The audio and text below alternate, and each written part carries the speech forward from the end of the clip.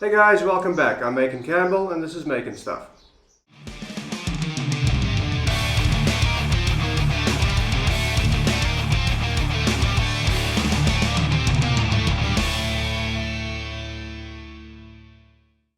So we're back again. This week I should be finished with a final reassembly of this lower action. And there is a good chance that I may even get to removing the bellows and disassembling the rest of the case. But before I can do that, I have to fix a mistake that I made in the last video. Let me explain.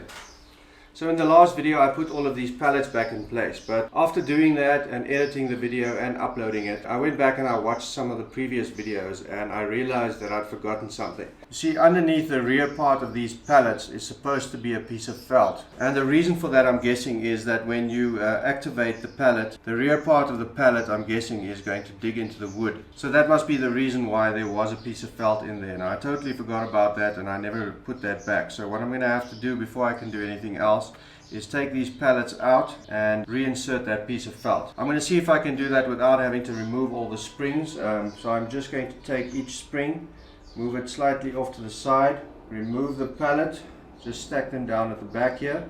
Once I've got them all removed, I can stick in the new piece of felt and put them all back. So let's do it.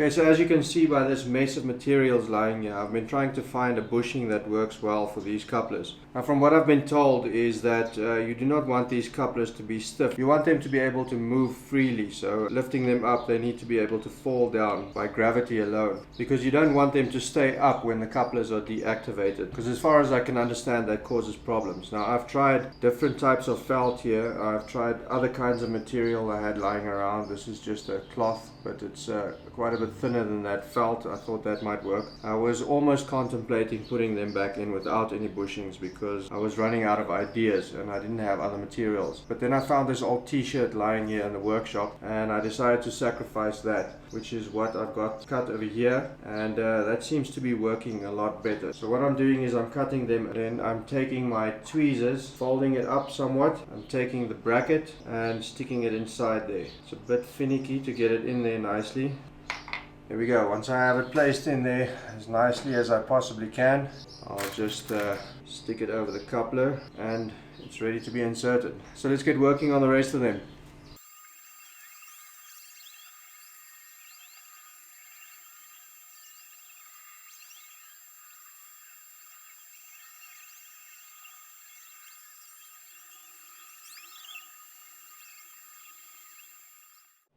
Okay, so this seems like it's going to turn out to be a whole lot more work than I was planning for it to be. I was playing around a lot yesterday with different types of bushings and none of them seemed to work properly. I was on the brink of just reinstalling them all without bushings, as I did here, but they're not fixed permanently. I can still easily take them out.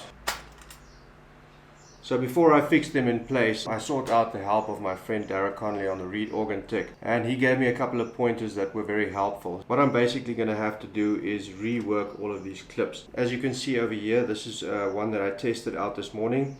It's got the felt in and it works perfectly. This one, as you can see, was one of the ones I did yesterday, and that one is just too stiff and is not going to work well. This one worked quite a bit better. This was the off-cut t-shirt that I used, but still, when I was putting them all in, 1 out of every 3 or 4 of them would be too tight and didn't work properly. So what I basically did, and I'm going to show that to you here in a second. So these are basically the clips that I used to hold these in place. What I'm beginning to notice is that the size of this loop is just too small. Once I add a felt bushing in there and I close it up around the coupler, it's just too tight and doesn't move properly. So what I'm going to do now, I'm going to bend them open slightly. I'm going to use this screwdriver. I'm going to stick it over there. Then I'm going to slightly bend this shorter tine over, and I'm going to use a flat pair of pliers, squeeze it shut, and as you can see now I have a larger radius inside there. So what I'm going to do basically then, just bend it open again slightly. This is simply so that I can reinsert the felt that needs to go in there. So there I have 2 clips. Here I have my 2 pieces of felt. Just going to grab it in the center with my tweezer and push it in place. Use the tweezer to seat it nicely. Stick it on there and just bend it shut. Same with this one. And now I'm ready to reinsert, and as you can see, it moves freely now. That's what I'm going to be doing with all of these. I'm going to remove all of the couplers for now, rework all of the clips, insert their felts and get them back in place. Okay, so I have these 2 in place, this one which I tested this morning and this one which I showed you now. So now to do the rest. I'm seriously running out of options and patience right now. None of this seems to work. This first one, as I explained, I radiused around this screwdriver, which is 4.97 millimeters. Now the problem I'm getting, if I radius them to that size, as soon as I start adding the next coupler, it starts rubbing against the coupler because the diameter is bigger. I've started going all the way down. I found this file which is 4.63, which didn't solve the problem. Then I found this drill bit which is 4.2, That is the last one that I put in here. As you can see, it just still doesn't move freely. These ones over here were rubbing against the adjacent couplers, so I took my Leatherman and I kind of squished them like that to give room so that they don't rub against each other. I've also twisted them a little bit because, as you can see, the little brackets aren't perfectly parallel with the coupler, so I've also tried to give them a bit of a twist, but the moment I start twisting them and pinching them in, they start loosening up. I really don't know what to do anymore. I'm kind of at my wit's end right now, so what I'm going to do is I'm just going to carry on with this radius, which was the 4.2. I'm going to insert them all with their bushings. I'm going to check later on if I can perhaps add some lubricant, WD-40 or something, inside where the felt is, to see if I can get them moving properly. And if all else fails, I'm just going to rip out all these felts and it's going to have to go in as is. I don't see myself wasting a whole week just trying to get these things to move freely. I'm going to carry on trying for the rest of the day to get this done properly. If I can't, then I'm just going to go with the alternative. So I'm not going to keep the camera rolling through all my trial and error because that's just going to be a total waste of footage, but know that I am putting in the time.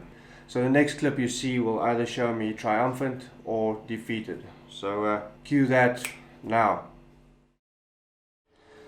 Okay, so I would quite comfortably call this a failure. It's a success in the fact that everything is back together and I have felt bushings in each and every one of the couplers, but it's a failure in the sense that they do not move as freely as they're supposed to. If I do any further adjustment to these brackets, I fear I'm going to break all of them.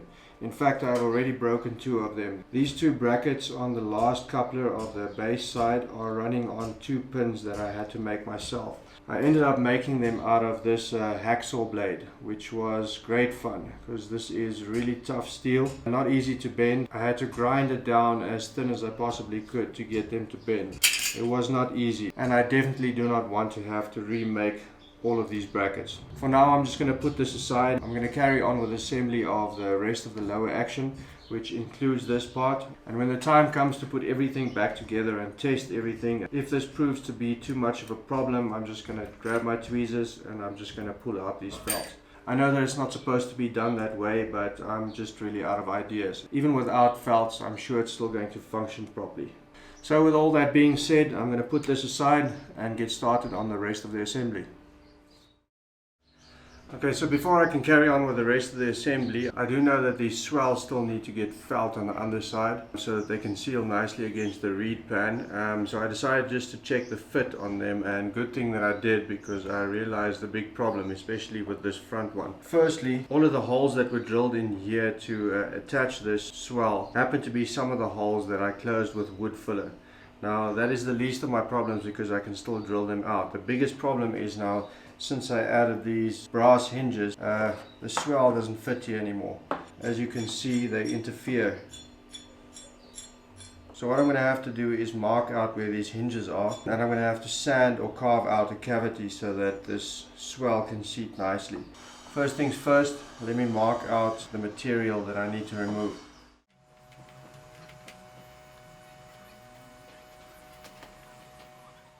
Now I don't need to be too careful about this because these swells don't need to be airtight. It's not as important as the mutes, obviously. This only opens and closes to raise the volume slightly.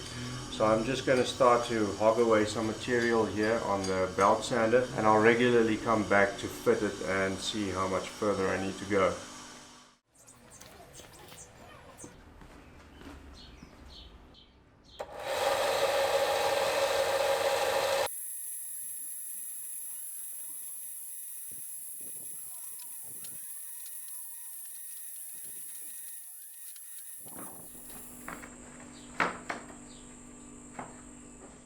Okay, so the clearance looks fairly good. The only thing I need to do now is hollow out a bit of a channel over here to accommodate for the barrel of the hinge. So I'm going to take a Dremel tool with a similar radius to the barrel on the hinge, and then I'm just going to carve out a little recess in here. Hopefully that should do the trick.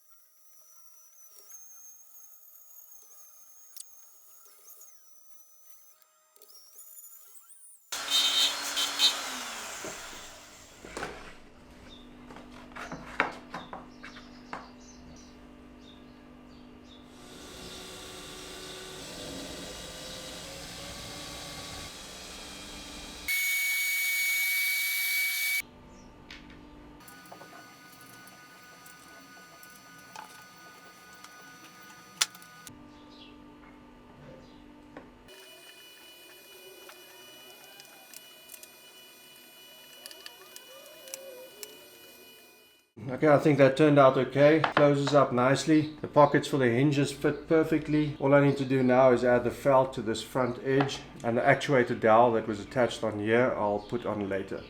Success!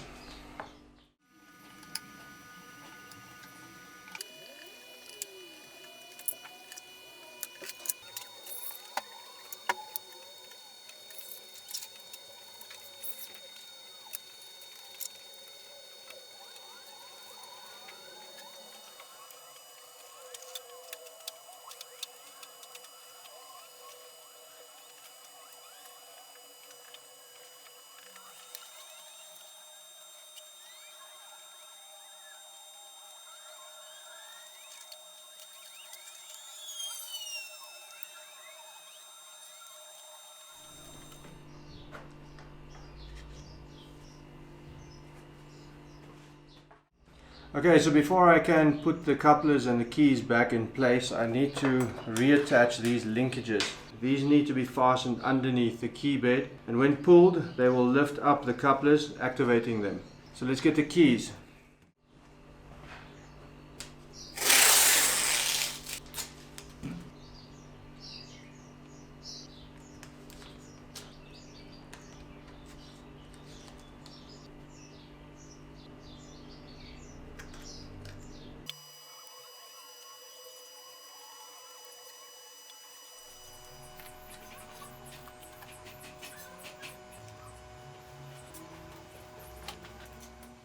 Okay, so I'm now going to get to reinserting all of the pitmans. Now bear in mind, as I mentioned in a previous video, these pitmans were supposed to have been taken out in order and kept in sequence. I didn't do that, however, so I'm just going to have to tackle whatever problems that causes in the future. So let's do it.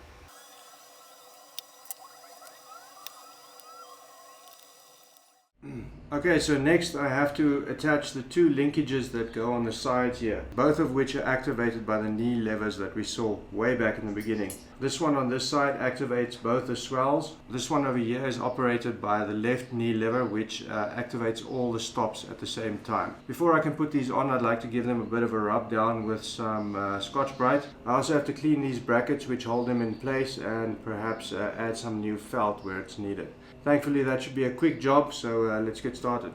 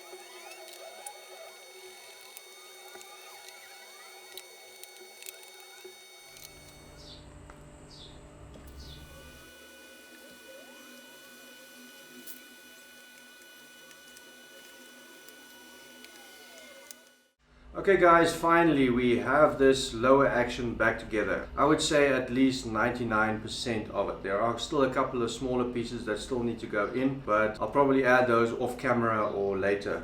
Quite obviously there are a couple of problems here that need to be fixed. As you can see, the leveling of the keys is totally out as a result of the pitmans that I didn't store in order. Most of the actuators for the couplers are also out now, which are also going to have to be fixed. Some of the keys also are twisted, but that is something that I'm going to tackle later. Also, the reeds still have to be cleaned and reinserted.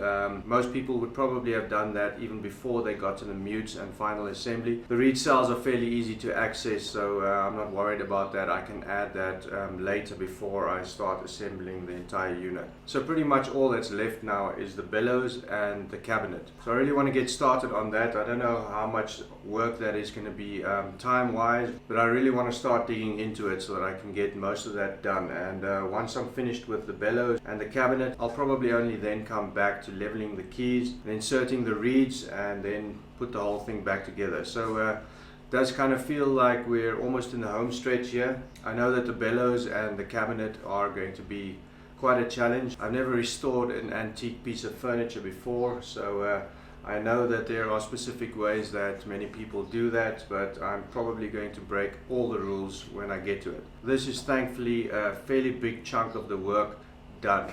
So I'm going to put this off to the side. And next week we'll get started on removing the bellows and assessing what, if any, damage there is and what needs to be replaced. So anyway, thank you very much for watching. If you enjoyed this video, like, comment, subscribe, share it with your friends, and till next time, keep making stuff.